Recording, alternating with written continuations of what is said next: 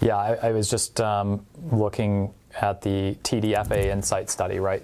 We custody with TD Ameritrade, and 96 cents of every dollar of revenue was an assets under management, fee.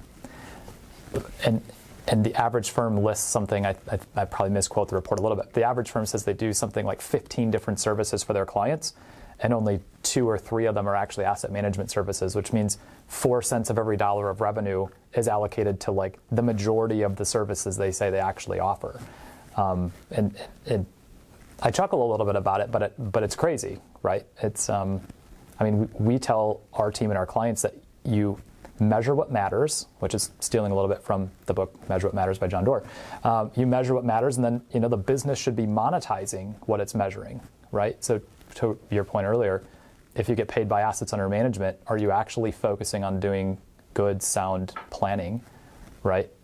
Or bringing some level of expertise, or are you just trying to, fill the piggy bank up with assets?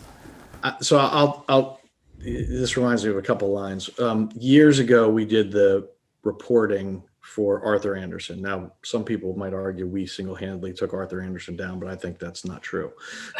But Arthur Andersen, when they did get into this business, my old company, we got connected with them and started doing it. And I won't say who said it because he ended up in our industry. But one of the guys said, look, let's just be honest with each other. Our job is do the absolute minimum amount of work that you have to do for the client so you can continue to get paid. But that is what most of the industry, I think, believes. And so another anecdote around that is my parents, because I kept them separate when I left Convergent, I couldn't take clients with me. And so they went to a broker at one of the major wirehouses, a #1 Barron's guy in his state. Yeah. And I'll tell you, it ended badly. We ended up suing them. Really?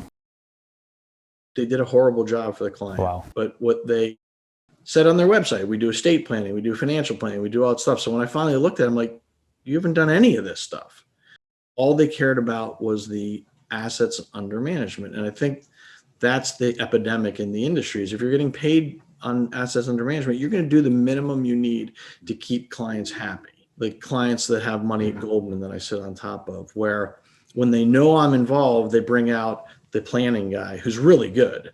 Yeah. But if I'm not, the planning guy never shows up. Yeah.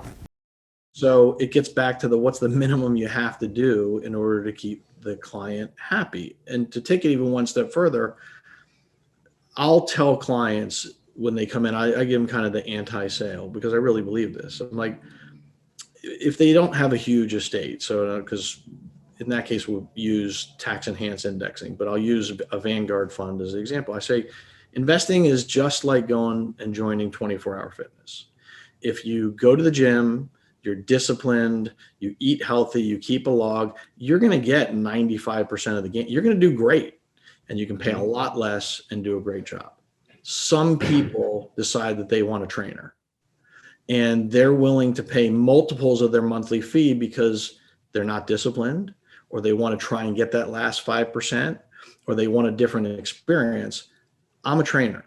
If you want to pay for a trainer, just know what you're buying, but you don't need me to succeed in the investing.